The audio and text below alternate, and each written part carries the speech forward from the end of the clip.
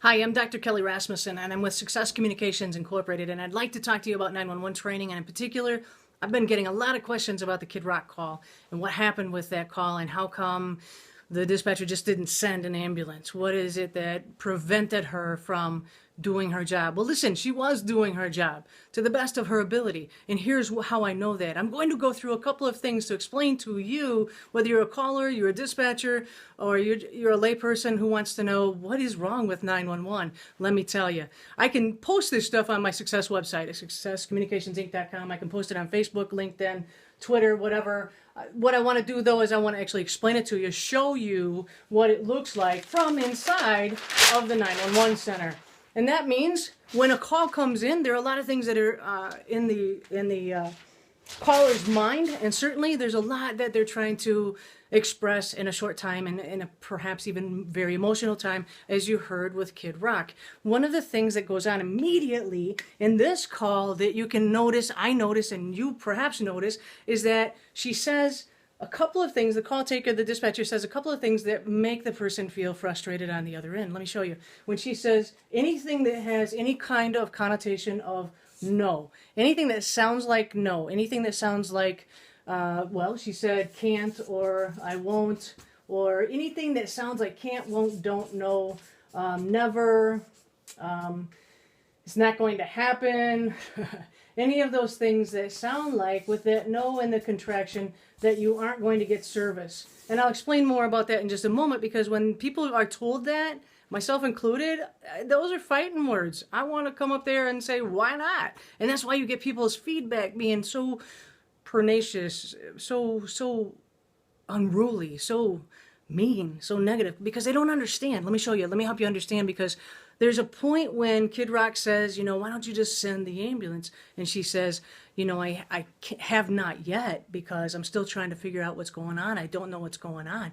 Well, the problem is, in our dispatch center, in our dispatch world, let me show you what happens. In the actual dispatch center, there are a lot of things that people don't know. And yet you hear them.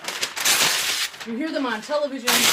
You hear them on the news. You hear them on Facebook, YouTube, everything else. But here's what's going on, is the dispatcher has to ask a location, a time, or an address, cross streets, or anything to do with that location. So sometimes they have to fill in the blank with cross streets. Sometimes they have to have any kind of landmarks. But really, you're looking at the address. You're looking at the phone number. You're looking at, the things that now you're saying, well, doesn't that just populate? What, doesn't that just fill in automatically? Doesn't that just come into the thing, the screen? Not necessarily. No. And who wants to trust their life to today's equipment? No. You see, there's a good chance, yeah, and especially if it's an old-fashioned landline, it may populate the Annie and the alley, the number identification, location information. Good, that's helpful. But we still have to verify it. Why? Because would you trust the equipment with your life? No. I'm just saying, we have to, legally, the dispatcher has to verify the information. So therefore, if it's a cell phone call and it doesn't plot because of it's not getting a proper signal, or the SIM card is missing, or it's a refurbished phone and it's not quite connecting, whatever the reason is, whatever the atmosphere, or whatever the malfunction, she's still got to confirm that. What's the number? Where are you calling from? What's the address? What's the location? And even though she knew the address or had an idea of the address because it was Kid Rock's place, I'm sure probably she knew that or could find that out. But the problem is where? Where on that estate was it? Whereabouts? And so she's asking questions about, I'm going to send you an ambulance. And here's the big thing. It's kind of like the no, the can't, the won't, the don't. She says, but I need information. The problem with that is because it now creates a condition. It's a transactional, conditional statement, which means, yeah, I'll give you something. I'll give you an ambulance, but you got to give me something. Well, anytime you get into that kind of a contest, the caller is immediately going to go through the roof. They're going to go over the top. They're going to get frustrated. They're going to feel emotional, and they're going to get mad, angry. I would. Don't tell me you're going to give me something and lure it over me and say, yeah, you can have an ambulance if you tell me something. That's what it feels like. I'm not saying she did that necessarily like that, but I'm saying that's what it feels like to the caller. And the caller, get this, the caller, I don't care if you're Kid Rock, a kid, or an elderly person, you have a right, the caller has a right to be upset. They have a right to be flustered. They have a right to be frustrated. They have a right to be mourning because they're going through that emotion. They're feeling that. And so it's not that he's yelling at her. It's not that he's yelling at this dispatcher. He doesn't know this dispatcher, this operator. He doesn't know who she is. He doesn't have a clue who she is. He just knows the system is not serving him. It's not affording him what he wants right now. And so he's frustrated. And so it's not just her. If he knew her, he wouldn't know her on the street. But the thing is, he's mad at the system. Do we get it? Okay, so the system is now problematic. Yeah? And there are a lot of systems that are problematic. Why? Because we go back to this. We have to fill in the blanks. As a dispatcher, you have to fill in the blanks. And then some of those questions, they seem obvious. And add to that, if it's a medical and we're doing EMD, medical dispatching, that's a whole nother thing. I can get into that later. You can see me online. The thing is, if they're filling in the blanks to find out where it is, and then they have this thing called a narrative box. And they can put in some things here as to what happened. But what the dispatcher's trained to do is to find out what happened, what's going on, what else could be there as far as a safety issue or a hazard or problematic for the responders and the people on the scene.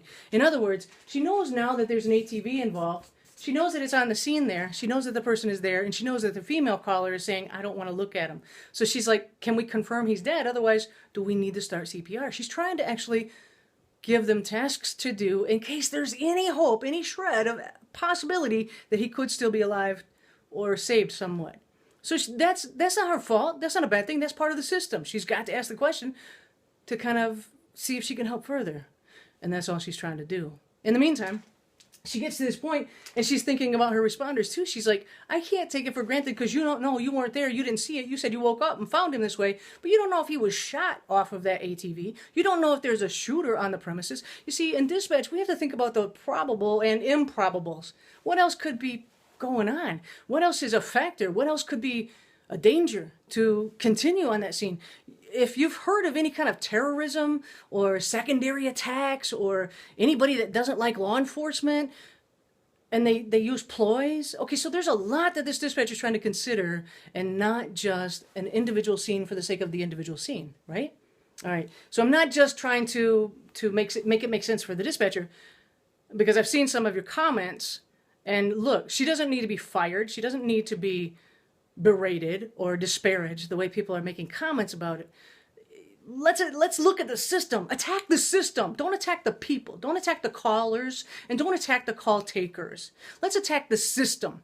Let's put the things to work in the system that actually make the dispatcher, the operator, the call taker, the telecommunicator, the communicator, whatever we're calling ourselves. Let's make them more trained, more responsive, more responsible, so that they actually have empathy and they can put themselves on the scene, which is what we want them to do, to assess the scene at the best point for the responders and the citizens involved. Instead of just being driven to fill in, as I know in a lot of places, fill in your 6 blanks, put in here the topic of what's going on, ship it, send it, get it out, dispatch it.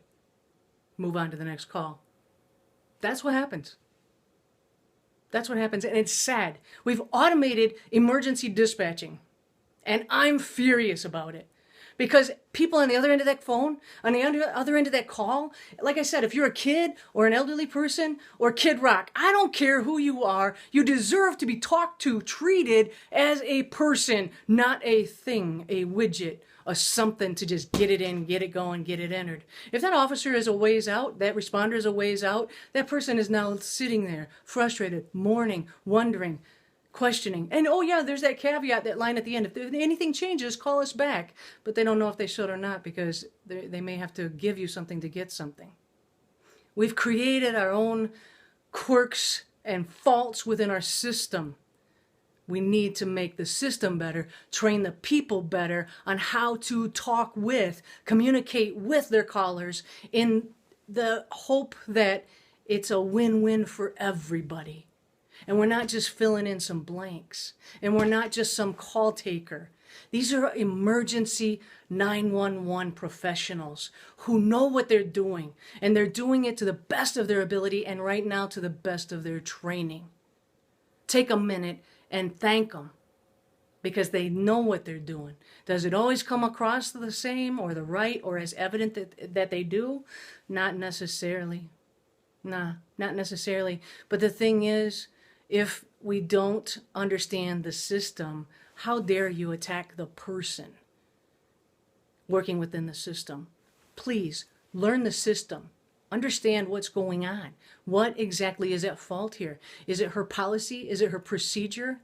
I have been told personally as a 911 expert, I have been told that it's just not our policy to use customer service skills. You're trying to teach us customer service and we don't have time for that. We don't have enough people in here to answer the calls.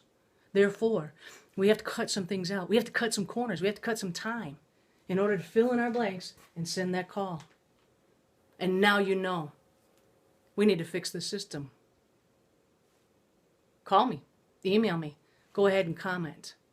I'd like to hear from you. I'm Dr. Kelly Rasmussen, and I am a 911 professional. I'm a 911 expert.